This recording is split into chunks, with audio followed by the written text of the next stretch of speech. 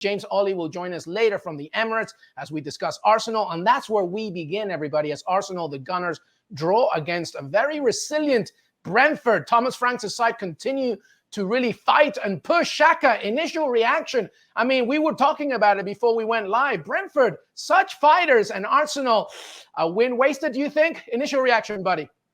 I thought it was a big day for Arsenal, again, that they needed to win, kind of given what's to come with the Manchester City games.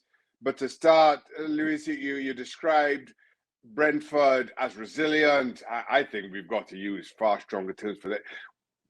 They're just a good team. In all honesty, I thought Brentford were the better of the two for long spells against Arsenal today. And I felt the way that they equipped themselves, the way that they tactically, I think, matched Arsenal speaks volumes to Thomas Frank and how he has his team prepared.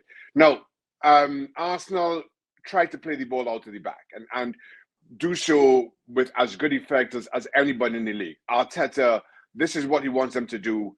They do this so very well. Brentford pressed high up the park and tried to force Arsenal into a mistake. When they weren't able to force that mistake, when Arsenal were able to press when Arsenal were able to pass out of that press, I was hugely impressed with how Brentford were then able to drop back in to two banks of four, get numbers behind the ball. So, in all honesty, I thought tactically Brentford were absolutely outstanding. Had Ivan Toney, who himself found the back of the net for Brentford, had Ivan Toney had a more Ivan Toney-esque day, they would have been 2 or 3 to the good before Arsenal were able to break the deadlock themselves. Speaking of Ivan Toney, he did end up scoring as well. There are 14 goals in the Premier League this season. But to your point, Brentford, I mean, it's not a coincidence, Shaka, why they're 8th in the Premier League. They're so good defensively off the ball. But I want to go back to a point that you said at the beginning. Arsenal, after that loss against Everton, we would have thought that it would have been a learning mistake, a learning curve for Mikel Arteta, Leandro Trossard getting his first goal for the club. So you thought, okay, maybe they'll keep on pushing here, but it wasn't to be. Are you worried a little bit now about the title challenges regarding the Gunners specifically? Because next up is Manchester City. Yeah, and that's the thing. I thought this was a big game for Arsenal for a lot of those reasons. I think I'm right in saying the Everton loss was their second this season. So being worried is probably not a term that many at Arsenal are going to be using. I think the issue for us on the outside, for neutrals looking in, is that we know exactly how good Manchester City can be, even if they haven't been for much of the season.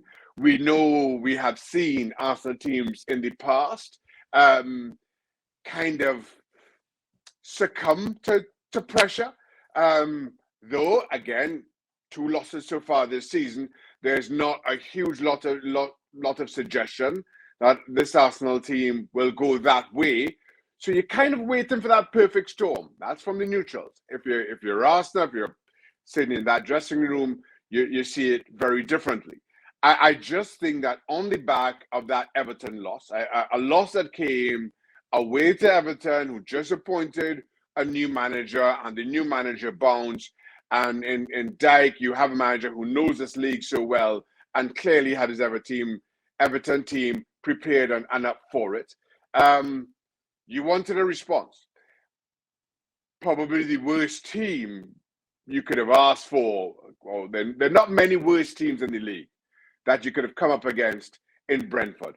A London derby against a team, and Thomas Franco had mentioned tactically has been absolutely outstanding so far this season. And in Mbeumo and Ivan Toney have a very good strike duo. Ivan Toney, one of the players of the season so far. So in that context, maybe it's not that bad a point or 2 points dropped. In that context, you take the point. But given what's to come, if you're Arsenal, you're probably hoping for a little bit more, especially given the fact that you take the lead at home. That's when you want to see your title-chasing team put distance between themselves and everybody else. If you take the lead, you do not want to be dropping points against Brentford, against Manchester City, against anybody. Well, one thing is for sure, Arsenal maintain the lead, but with Man City playing tomorrow, they'll also keep that game in hand, though Man City comes up next, as Shaka Hislop said. We actually have James Olley joining us now from the Emirates. He was there watching this game. James Olley, good to have you again, my friend. I haven't spoken to you since the World Cup. I feel like it's been 2 years now. It's great to have you, buddy. James Olley, give me your initial reaction. Shaq and I were just talking about some points wasted for Arsenal, but we can't take away all the great things that Thomas Frank has done with the Bees. No, I mean, Brentford were full value for their point, really. Look, I mean, I just sort of written a piece for the site along these lines. This is the sixth consecutive Premier League game that Arsenal have named the same starting lineup. They've named the same lineup in every Premier League game since the World Cup. And I think what we saw today was quite a strong case for freshening it up. You know, there's a point underlined by the fact that Leandro Trossard was the goal scorer for them today, a substitute coming off the bench and obviously a January signing.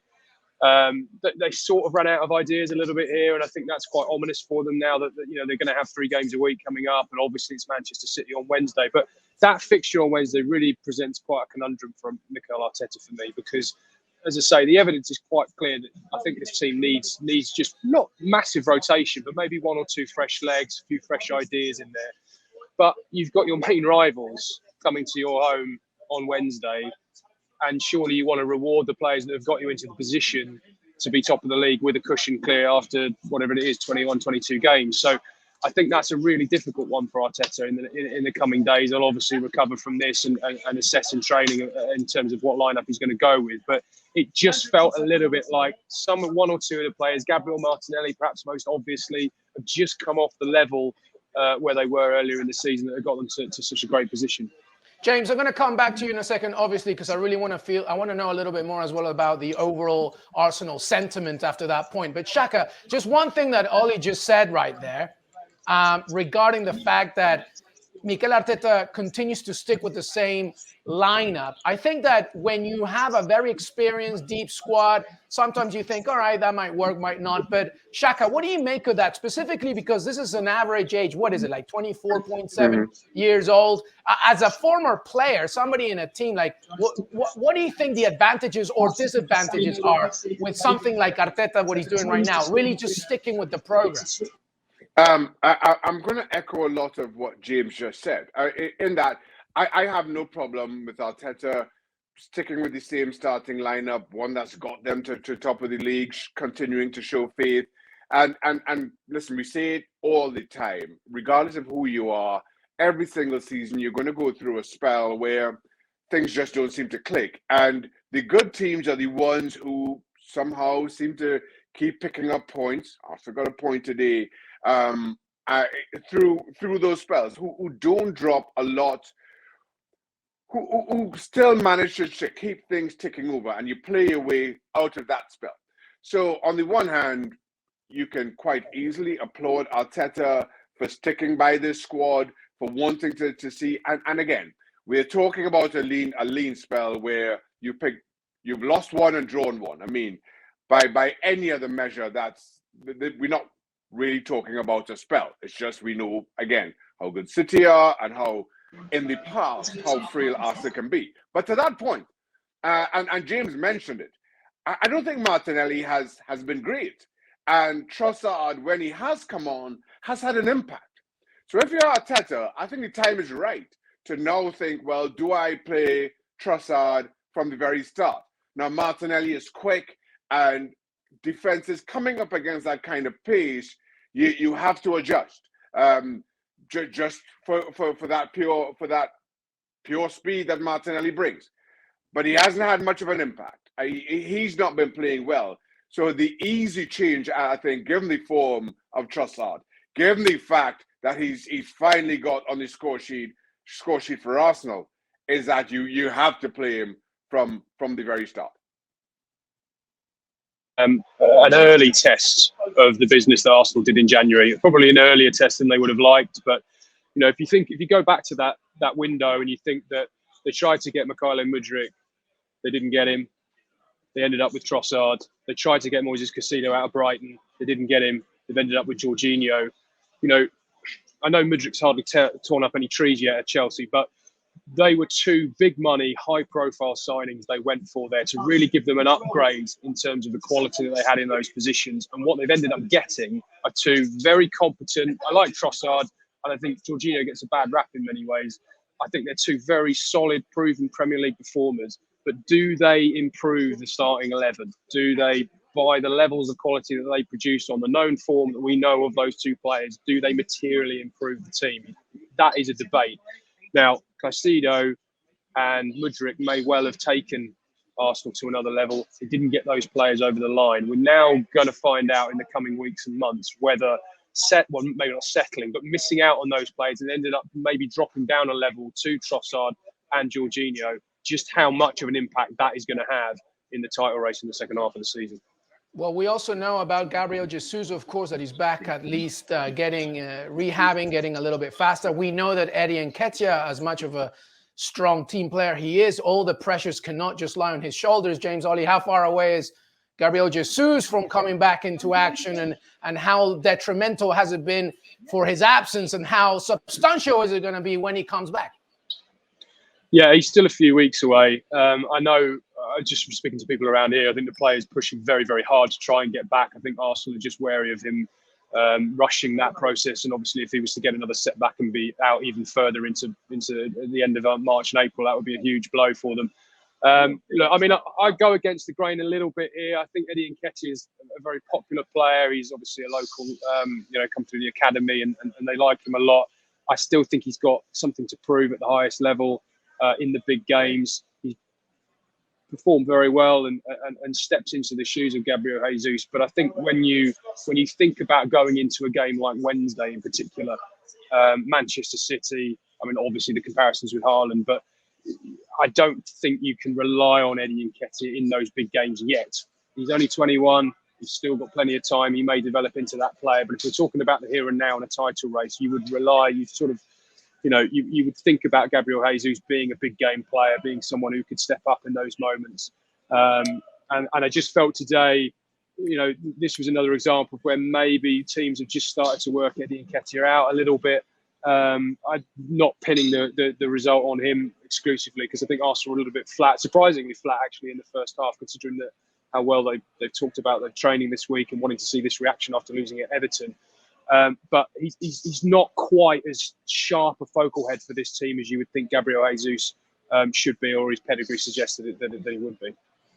Well, let's talk about this game on Wednesday and the title race. Shaka, and then James, please jump in.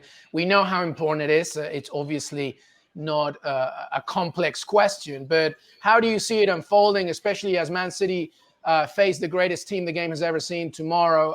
What's going to happen, you think, in the build-up to this game? And how do you see it? How do you see this matchup on Wednesday? Because, yes, I believe that Mikel Arteta and Pep Guardiola will most likely try and calm things down, but it's a massive match. Sorry, I just had to check my schedule to see exactly who Man City are playing tomorrow. The greatest team in the world, So I couldn't resist. That description threw me for a little bit of a loop there, LME. Listen, but to the City Arsenal game, as a neutral, I am looking forward to this. Like few games I can remember. Two so very similar styles, and while we've been discussing Man City and Liverpool, as it has been over the last couple of seasons, Arsenal are a different test. And I think because Arsenal, and of course, given Arteta's own progression as a manager, because their style is so similar to Manchester City's. City have had their problems by their standards this season. And once again, I go back to us comparing these teams with who they themselves have shown themselves to be. So City have had their problems by their standards, but they've continued to play their way. They've continued to try to build out to the back, even when it's given them trouble. Even when I've sat here and made arguments for Edison, going back to as he had done in his early City days, spraying 60-yard passes whenever need be, whenever City find themselves under a little bit of pressure at the back. They've not done that. Arsenal similarly continue to play the ball out of the back, even with Ramsdale and how good he has been with the ball at his feet. So now these two teams who play out of the back, who press high up, who, though they have plan Bs available to them, certainly by recent weeks, haven't resorted to them at all. I really am looking forward to this. And wherever you look on the park, in whatever color shade you decide to focus on, you've got match winners in every single respect. Whether we're talking about defenders coming up with set pieces, whether we're talking about midfielders stepping across lines and stepping into the attacking third, or strikers who've just shown good form. And James is right. Nketiah hasn't been in great form again by Nketiah standards over the last couple of weeks, but we know how impactful he has been over the larger piece since he's been starting, given Gabriel Jesus injury. And you make that exact same argument for all of City's players, defenders, midfielders, and indeed their attack. I think I'm looking forward to it. Now, if City can just cope with the greatest team ever in the history of football this weekend, if we could just somehow get past that, we look forward to this game, to City Arsenal. Unai Emery's Claret and Blue Army. James Olley, final word on Man City Arsenal on Wednesday. What do you expect? Yeah, look, I mean, I think we know how City are going to play. I was at Tottenham last weekend, and I was surprised by how sterile they were really in possession and quite how blunted they were. But we know what they're going to do, right? We know they're going to try and monopolise possession. They're going to play with a very high line. They're going to try and work those angles that they've worked so successfully for so many years. And I think Arsenal's approach will be fascinating here, because although they've dropped 2 points today, and assuming that City win against Villa, LME tomorrow, but assuming that City win, they're obviously, the momentum will feel like it's with City. Arsenal have kind of got a free hit at this, really. They, even if they lose, they're still in pole position in the title race. Will they go for it? Will they commit to this sort of front foot, dominating possession style, and leave themselves vulnerable to the kind of football that, let's be honest, Erling Haaland really wants to play? I know we're getting into a separate debate here about Haaland, but you think about so many of his goals for Dortmund were about exploiting space, his devastating pace on the break, and how clinical he could be on the counter-attack. Well, City have 70% of the ball in every game they play. So he doesn't tend to get those kind of chances. And I think if Arsenal try to play on the front foot here and try to out-City, if you like, and try and make it a real compact game where the game's being played in sort of 40 yards, 20 yards in their half of the pitch, 20 yards in City's half of the pitch, the risk is if they lose it, is in behind. And if Haaland gets in behind, he's going to cause them all sorts of problems. So it's going to be an absolutely fascinating game on a knife edge. And I think, the challenge for Arteta is to convince his players that they still can treat this game a bit like a free hit. They still have that cushion to be able to, and have the confidence to go and express themselves. Because if they start looking over their shoulder, if they start thinking about the lead beginning to erode, some nerves will creep in, a bit of tension will creep in, a bit like it did today here. And that will only count against them in that match and going forward. Thanks so much for watching ESPN on YouTube. And for more sports highlights and analysis, be sure to download the ESPN app. And for premium content and live streaming, subscribe to ESPN Plus.